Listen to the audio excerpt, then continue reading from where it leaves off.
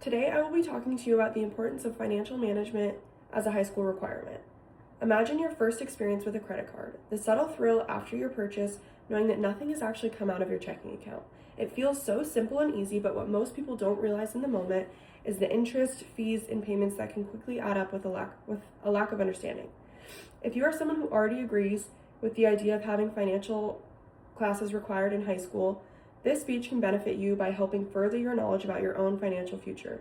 And if you are someone who is not on board with financial classes as a high school requirement, throughout this speech, you will quickly learn about the financial struggles that young adults are faced with after graduation, including credit, financial independence, etc.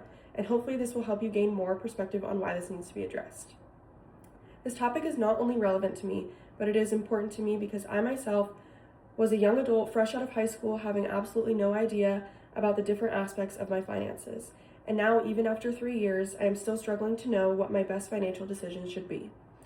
Education on financial management should be a required course in high school due to students facing important and intense financial decisions after graduating, as well as many adults with long-term debt due to a lack of education on financial management. First, I'll explain how financial education improves outcomes.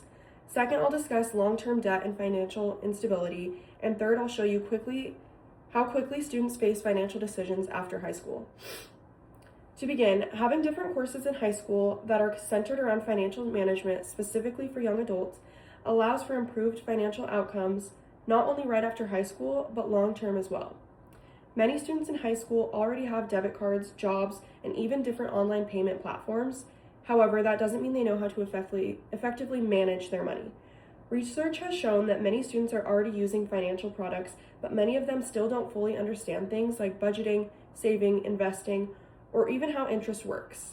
An article written by Tim Mangrove states this latest PISA financial literacy results show that while most 15-year-old students are already consumers of financial products and services, many are still lacking some of the skills and knowledge that are needed to make sound and financial decisions for themselves, end quote. For example, without having a full understanding of credit cards, some people may think that buying something on a credit card allows them to actually pay for it later with no punishment. But in reality, leaving a balance on a credit card can actually lead to you paying more for a product than it was actually worth due to the interest. Whereas students who have obtained education on financial management are better equipped to budget their money, save their money, and develop better spending habits. Having this knowledge as a young adult doesn't just help them in the moment, it continues to help them for their entire lives, which leads them to long-term stability and more financial independence. Now that we've looked at how education improves outcomes early on, let's look at what happens later in life when that education is missing. Many adults are actually faced with many financial issues, including long-term debt and financial instability, simply because they were not previously taught the best ways to manage their money. This idea is not just about fixing small mistakes regarding your money. It is about the major impact that these small mistakes can have on your future. Studies show that people who had financial education in high school are less likely to default on loans and tend to have higher credit scores. That means that they're most likely to be approved for things like apartments, car loans, or even jobs that check credit history. One study by Carly Urban and others states, "We find that financial education requirements are associated with fewer defaults and higher credit scores among young adults," end quote. Without a proper education on finances, people can fall into a pattern of poor spending or relying too much on their credit. But over time, that can lead to serious debt and credit issues that are not easily fixable. The domino effect regarding your finances can start by simply missing one payment. That leads to fees, which then leads to more debt, and this continues on and continues on. With our understanding of the long-term effects, let's move on to the immediate financial decisions that students are faced with right after graduating. Many high school students face a plethora of financial decisions either immediately after they graduate or sometimes even prior to that. For a lot of students, they must decide whether or not to go to college, take out loans, move out, get a credit card, pay their own bills, etc. These are all choices that can affect someone's future not only financially, but as a whole. Research has shown that many high school students have low financial literacy.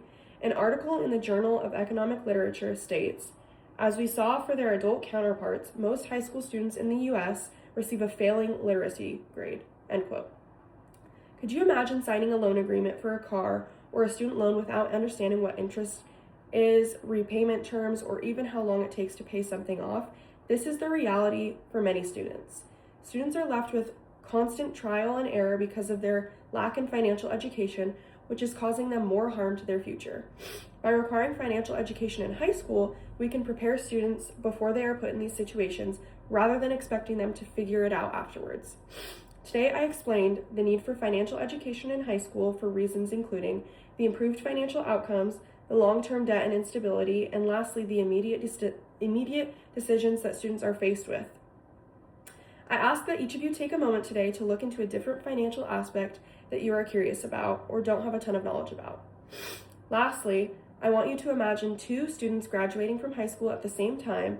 Both have the same opportunities, but one who understands how finances work, like credit scores, budgets, etc., and the other who continues on without the same financial education and ends up overwhelmed with debt and stress. The difference between the two students is not their own intelligence, it's the education. Understanding money isn't just a helpful tool, it is essential for financial stability.